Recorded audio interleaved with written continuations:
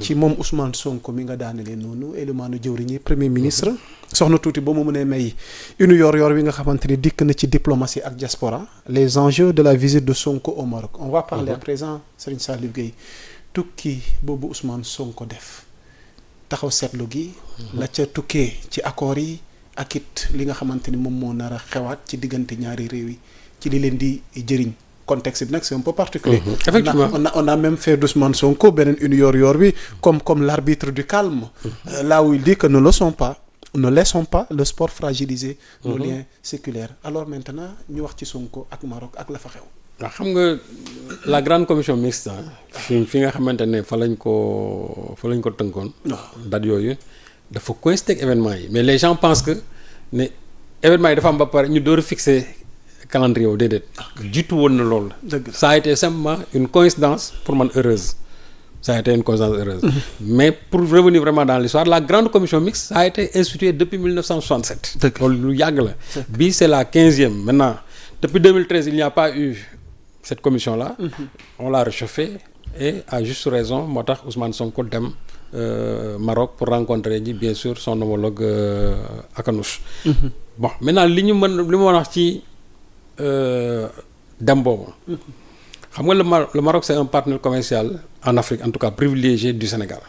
soo xoolee marocains yi dans le domaine de l'assurance dans le domaine du BTP de la banque de la cimenterie ak aussi des produits de la mer loolu Maroc ak surtout aussi dans la production de légumes loolu Maroc lim ciy indi Sénégal dafa bëri te loolu aussi boo xoolee dafa bokk ci accords yi nga xamante ne moom lañ signé woon depuis 1967 c'est-à-dire li fi Maroc war a exporter ak Sénégal aussi li ñu war a mën a exporter mu dem Maroc. waaw léegi nag Ousmane Sonko bi mu demee li mu njëkk a wax mooy c'est-à-dire que il faut qu'on ñu demaat ci beneen phase.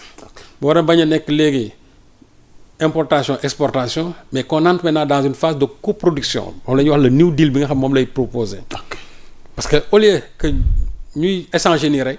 nañ dem foo xam léegi ñoom en tout cas Sénégal ak Maroc ils vont coproduire léegi di ko yóbbu dans la zone de la ZLECAf pour mën a commercialiser. donc loolu ça donne une autre dimension de la coopération entre le Sénégal et le Maroc. parce que soo xoolee ñun dans cette coopération là mais on peut dire que le Sénégal qui est le grand perdant parce que déficit commercial bi 104 milliards la. là au près le Maroc ñoom annuellement ils vont 123 milliards le Sénégal bon je crois ci exportation le Sénégal peut-être fait beaucoup moins que ça. léegi nag déséquilibre boobu pour ñu mën ko soigner Ousmane propose à ce qu'on passe vraiment de cette en tout cas de la phase de échange exportation importation. Maintenant pour aller dans la phase coproduction où ce sera gagnant-gagnant. win-win waaw win-win.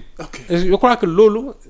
moom la mujjee wax que accords yi waaw parce que logique ba lañ nii noonu moom la ñu woon mu noonu mais logique boobu ñun boo xoolee toujours ñun ñoo ci dee parce que ñun nous on exporte peu par rapport li nga xamante moom la Marocains yi di exporter mu ñëw Sénégal te loolu nee naa loolu depuis 1967 ça a été comme ça depuis 1967 léegi nag il faut quand même changer de paradigme nag mooy instaurer un New Deal c'est-à-dire une nouvelle forme de négociation avec le Maroc léegi aller dans la phase de production où on va produire ensemble pour exporter au niveau de la zone de libre-échange en Afrique.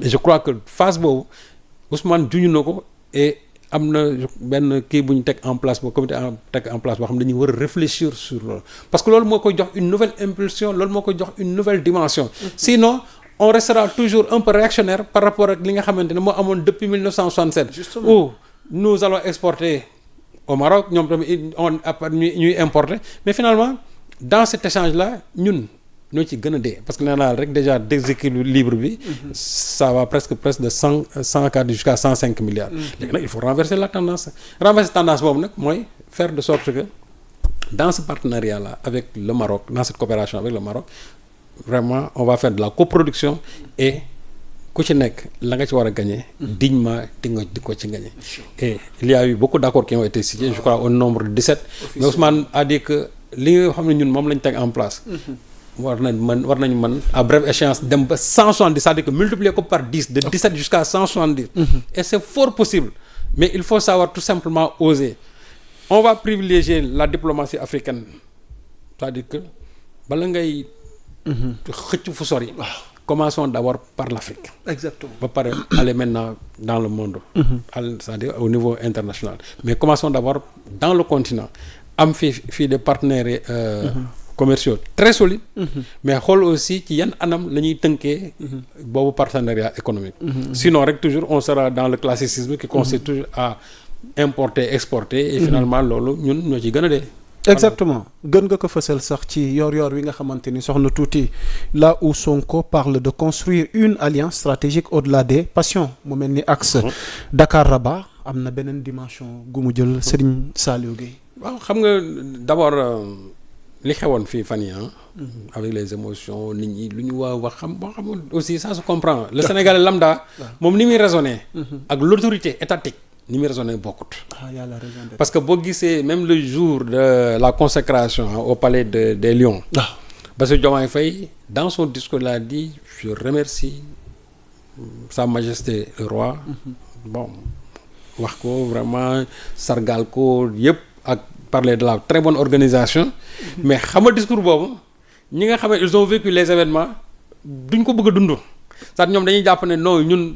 organisation yooyu noonu ñun waaw c'est-à-dire que ñun on a été victime de tel yow sentiment boobu ngay am toujours mais l'autorité étatique buy wax il s'adresse aussi à son homologue te comme que on est dans une dynamique aussi de coopération en tout cas pour une très très longue durée comme l'a dit Ousmane Sonko alors que ce football là c'est éphémère au-delà maintenant des turbulences numériques mais il faut quand même aller c'est-à-dire il faut qu'on dépassionne te kii dépassionné nag ci kilifa gi lay commencé mooy le président de la République ñoom Ousmane Sonko ñoom du ñu topp sénégalais yi ci seeni passion parce que man Serigne Sall mën naa taxaw naa ne marocains yi nii lañ mel nii c'est-à-dire j'ai même envie. laa xalaatee woon man. waaw mu ngi noonu waaye yow pourquoi il n'a pas été ferme. waaw mu ngi noonu non xam nga fermeté boobu mooy li wax ñun loolu la ñuy bëgg. mais ñoom ils vont au-delà parce qu'ils se disent que après tout lii des mooy la relation qu'il y a entre le Maroc et le Sénégal. nañu xool ñaata marocains ñoo nekk aujourd'hui ñaata marocains ñoo nekk Sénégal di fi suturlu di fi dund. ak ñoom li ñuy dugal ci réew mi ak li nga xam moom la ñuy produire ci réew mi Sénégal aussi di ci am ay taxes di ci jël li ñu ci war a jël et aussi Sénégal il faut war a liggéey di ci liggéey. en plus aussi ñaata Sénégalais ñoo nekk tey Maroc aussi di fa am li ñu fay am di contribuer à l'économie nationale. loolu nag football war ko yàq. parce que loolu football ko yàq mooy marocains yi suba jël leen seen i bagages jël leen Sénégal waa Sénégal yi nekk Maroc aussi ñëw leen rupture diplomatique am ñu ne football yàq na ko non. moo tax ma ne l'autorité étatique ne doit pas moom warul agir noonu. fu nit ñi amee ay passion moom dafay dépassionné. transcender wax ne lii football la alors que football bi bien sûr Ousmane Sonko wax na ko. football bi dafa am lu ko jiitu. li ko jiitu mooy les relations séculaires qu'il y a entre le Sénégal et le Maroc et ça c'est dans tous les domaines nag. surtout que le vénéré Cheikh Tidiane. quand même mausolème foofu la nekk. Aboul Abbas Ahmad Tidiane. waaw foofu ca Fass xam nga nag Sénégal aussi. yow xam nga. aspect religieux bi waaw xam nga ni ñu mel ci loolu. macha allah waaw donc je crois que loolu nag. legg la boo xamante ni. ndeysaan bon kenn waru ko yàq. football waru ko yàq. macha allah football bi bu ñëw bu consolider wul loolu. c'est vrai que am na ay problèmes am na mais les problèmes là soo amee il faut qu'on les règle bu ñu ko régler ba pare càllaat ci leneen mais bu ñu bàyyee problème yi tegu suñu kaw. ñu yàq li nga xamante ne pendant presque des décennies et des décennies on a construit cela kon damay jàpp ne njiitu réew yooyu matuñu njiitu réew. macha allah donc moo tax président Bassirou li mu waxee. waaw ak Ousmane Sonko ni mu jëlee son bâton aussi de pèlerin dem fa pas pour régler ce problème là. même su fekkee na ko def vraiment de façon souterraine. mais surtout pour la grande commission mixte. bi nga xam ne moom la Sénégal seq ak waa Maroc. ok.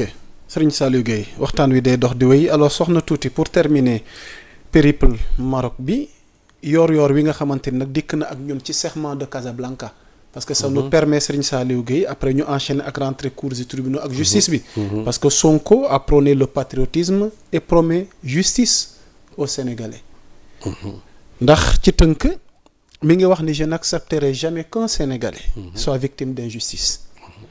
C'est par ces mots forts qu'Ousmane Sonko a marqué maanaam sa rencontre avec la communauté sénégalaise bu Casablanca ci 27 gii ñu romb 2026 bi moom premier ministre bi il ne s'est pas contenté de promesses waaye dafa wax ni il a appelé à un sursaut patriotique pour soutenir les réformes de l'État et la fin de l'impunité mu mel ni c'est un discours de vérité qui place la diaspora au cœur du projet de souveraineté nationale alors Serigne Saliou nga décortiquer ñu ce discours d'Ousmane Sonko après ñu enchaîner ak li fi xew récemment ci rentrée cours et tribunaux au moment où sëñ Saliou li ëpp ci askan bi bu ñu defee nu ñuy tuddee sondage commencé nañoo ñaaw njort. kontaan nañu.